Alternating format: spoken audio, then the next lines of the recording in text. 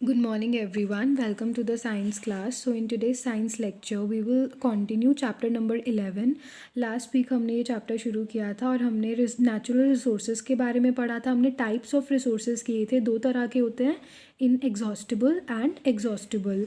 Inexhaustible के हम examples पढ़ रहे थे. एयर वाटर हमने पढ़ लिया है. हम आज सॉइल के बारे में पढ़ेंगे. तो सॉइल होता है जो वो क्या है, प्लांट्स की ग्रोथ में बहुत हेल्पफुल होती है ना. एग्रीकल्चर है वो क्या है, ड्यू टू सॉइल ही पॉसिबल है. हम जितने भी प्लांट्स ग्रो करते हैं वो सॉइल के अंदर ही ग्रो करते हैं. तो सॉइल क्या है, एक रिसोर्स है जिसकी हमारी लाइफ में बहुत वैल्यू है. Soil helps to fix plants. Soil plants को फिक्स करने में हेल्प करती है, मतलब उनकी ग्रोथ में हेल्प करती है. जो भी प्लांट्स हैं वो सॉइल में फिक्स होते हैं, इसीलिए वो ग्रो कर पाते हैं. And helps them to absorb water and nutrients. और सॉइल क्या करती है, प्लांट्स को हेल्प करती है ताकि वो वाटर और न्यूट्रिएंट्स को एब्जॉर्ब कर सकें, क्योंकि वो किसके अंदर प्रेजेंट होते हैं, सॉइल के अंदर ही प्रेजेंट होते हैं. Second point is it is a reserve for nutrients. जो सॉइल है वो न्यूट्रिएंट्स के लिए एक रिजर्व है, क्योंकि इसके अंदर बहुत सारे न्यूट्रिएंट्स क्या हैं, प्रेजेंट होते हैं. Adding harmful substances to soil result in soil pollution. जब हम सॉइल के अंदर हार्मफुल सब्सटेंसेस डालते हैं ना, हार्मफुल मतलब जो नुकसानदायक सब्सटेंसेस हैं, उससे क्या होता है, soil pollution. The farmers generally add insecticides, pesticides and fertilisers which pollutes the soil. तो एग्रीकल्चर के अंदर फार्मर्स बहुत सारी चीज़ें यूज़ करते हैं ना अपनी क्रॉप की प्रोडक्शन को बढ़ाने के लिए. जैसे इंसेक्टिसाइड्स को यूज़ किया जाता है, पेस्टिसाइड्स, फर्टिलाइज़र्स. तो ये सब केमिकल्स क्या करते हैं, ये सॉइल को पोल्यूट करते हैं. The plants grown in such soil are found to contain all these components in more और लेस अमाउंट. तो जो भी प्लांट्स ऐसी सॉइल में ग्रो करते हैं ना, तो ये जो केमिकल्स हम यूज़ करते हैं वो सॉइल के थ्रू कुछ अमाउंट में प्लांट्स में भी चले जाते हैं. तो जब हम इन्हें कंज्यूम करते हैं एज अ फूड, वो हमारी बॉडी के अंदर भी क्या है, केमिकल्स एंटर करते हैं. Deforestation also leads to soil erosion. अब डिफॉरेस्टेशन क्या है, बहुत ही कॉमन प्रोसेस हो गया ना आजकल. क्या है, एग्रीकल्चर लैंड को बढ़ाने के लिए पूरा पूरा फॉरेस्ट क्लियर कर दिया जाता है. तो इससे क्या है, सॉइल इरोजन होता है. सॉइल इरोजन क्या होता है, तो जो हमारी ऊपर वाली लेयर होती है सॉइल की, टॉप सॉइल होती है जो, वो क्या हो जाती है, उसके अंदर क्या है, क्रैक्स आ जाते हैं, वो बंजर हो जाती है एक तरह से. क्योंकि वो जैसे जब विंड्स चलती हैं या फिर फ्लड्स आती हैं तो टॉप सॉइल रिमूव हो जाती है, मतलब ऊपर वाली लेयर क्या है, हट जाती है, जिसको हम बोलते हैं सॉइल इरोजन. और जो टॉप सॉइल होती है वही क्या होती है, प्लांट की ग्रोथ में हेल्प करती है, क्योंकि उसी लेयर के अंदर सारे न्यूट्रिएंट्स प्रेजेंट होते हैं. अगर वही लेयर क्या ऊपर से रिमूव हो जाएगी तो क्या हो जाएगी, हमारी लैंड क्या हो जाएगी, बंजर हो जाएगी ना. This process is called as soil erosion.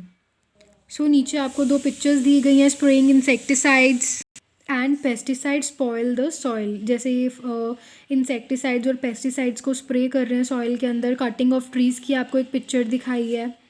उसके बाद है एग्जॉस्टिबल रिसोर्सेज. तो एग्जॉस्टिबल रिसोर्सेज कौन से रिसोर्सेज हैं, the resources that exhaust easily and do not last for a long period of time are known as exhaustible resources.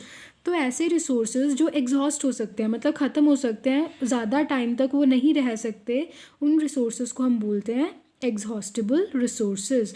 Exhaustible resources will run out of time if used carelessly. जो exhaustible resources हैं, अगर हम उन्हें carelessly use करेंगे ना, मतलब बिना ज़रूरत के आप बहुत ज़्यादा अमाउंट में यूज़ करोगे, तो वो बहुत जल्दी क्या है, ख़त्म हो जाएंगे. These resources take a long time to form. और इनको बनने में भी बहुत ज़्यादा टाइम लगता है, may be thousands of years. तो अगर एक बार ये ख़त्म हो जाएंगे तो इनको दोबारा बनने में बहुत ज़्यादा टाइम लगेगा. इसीलिए हम इन रिसोर्सेज को क्या है, केयरफुली यूज़ करना चाहिए.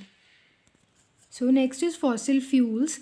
Plants and animals which were once living got buried under the earth. तो प्लांट्स और एनिमल्स हैं ना, जो जैसे ड्यूरिंग द लाइफ टाइम जब उनकी डेथ हो जाती है तो वो क्या धरती के अंदर बरी हो जाते हैं. Due to high pressure and temperature they got converted into combustible substances called fossil fuels. और जब वो धरती में बरी हो जाते हैं ना, हाई टेम्परेचर और प्रेशर, जो अर्थ का हाई टेम्परेचर और प्रेशर है उसकी वजह से वो कंबस्टिबल सब्सटेंसेस के अंदर चेंज हो जाते हैं, जिन्हें हम बोलते हैं फॉसिल फ्यूल्स. एग्जाम्पल हमें दी है फॉसिल फ्यूल्स की, कोल एंड पेट्रोलियम. जैसे आपको ये एक फ्लो चार्ट की हेल्प से दिखाया है.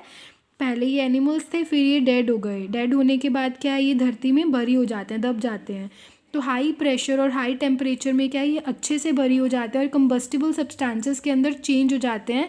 फिर आफ्टर थाउजेंड्स ऑफ ईयर्स, बहुत सालों के बाद ये क्या है, किसमें चेंज हो जाते हैं, ये सब्सटेंसेस के अंदर, रिसोर्सेज के अंदर चेंज हो जाते हैं, जैसे कोल है, पेट्रोलियम है। So this is how coal and petroleum is formed. Today we use petroleum products for running vehicles, operating machines and producing electricity। तो आजकल जो पेट्रोलियम के प्रोडक्ट्स हैं वो किस लिए यूज़ होते हैं, व्हीकल्स में हम डालते हैं ना, व्हीकल्स रनिंग के लिए, ऑपरेटिंग मशीन्स, बहुत सारी मशीन्स को ऑपरेट करने के लिए, या फिर इलेक्ट्रिसिटी को प्रोड्यूस करने के लिए। इन पर्पसेस में पेट्रोलियम के प्रोडक्ट्स को यूज़ किया जाता है। Due to the growing population the consumption of the fuels have hugely increased. जैसे जैसे पॉपुलेशन बढ़ रही है तो हर चीज़ की कंजप्शन भी बढ़ रही है, उतनी ज़्यादा चीज़ यूज़ करने के लिए चाहिए ना, जितने ज़्यादा लोग होंगे।